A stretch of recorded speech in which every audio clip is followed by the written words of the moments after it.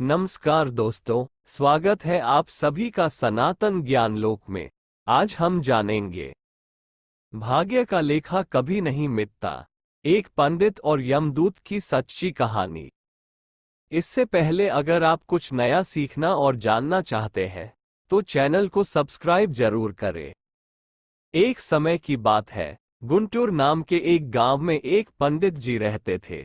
वे एक साहूकार के पास 500 रुपए के करीब है।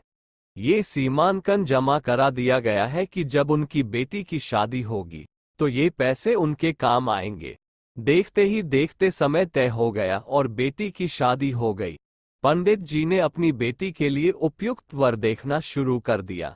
उन्हें अपनी बेटी के लिए एक लड़का भी पसंद आया, जिसके बाद पंडित जी साहूकार के पास अपना पैसा ले गए। साहूकार ने उन्हें पैसे जमा करने से मना कर दिया। कहा, मेरे पास आपके पास कोई पैसा जमा नहीं है। आपके पास पैसे का क्या प्रमाण है कि आपने मेरे पास रखे थे?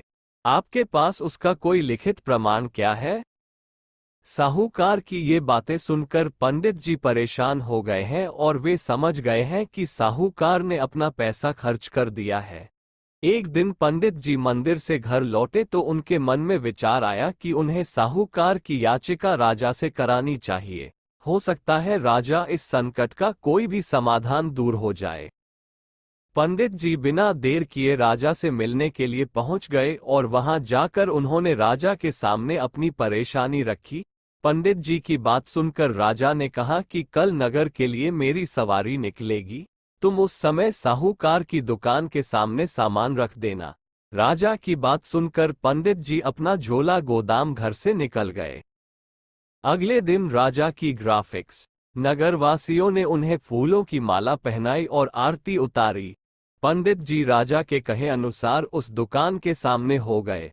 राजा की रानी साहूकार की दुकान के सामने आई तो राजा ने पंडित जी को साकर प्रणाम किया और उनसे कहा कि आप यहाँ क्या कर रहे हैं? आप हमारे गुरु हैं, आप हमारे साथ बागी में हैं। पंडित के बागी में बैठने के बाद साहूकार ने राजा की पूजा की और उन्हें फूलों की माला पहनाए। उसके बाद राजा की बग्घी आगे बढ़ी। पंडित जी को कुछ दूर आगे जाने के बाद राजा ने बग्घी से बाहर निकाला और बोला कि मैंने अपना काम कर दिया है, अब आगे देखो क्या होता है। पंडित और राजा के संबंध को देखकर साहूकार की सोच में पड़ गया और उसे चिंता होने लगी कि क्यों पंडित ने अपनी याचिका राजा से न कर दे। वह घर का व्यापारी रात भर सो नहीं पाया। सुबह दुकान पर सबसे पहले व्यापारी ने अपने मुनीम को पंडित जी को सह सम्मान दुकान में बुलाने के लिए कहा। मुनीम पंडित जी को निकाला गया।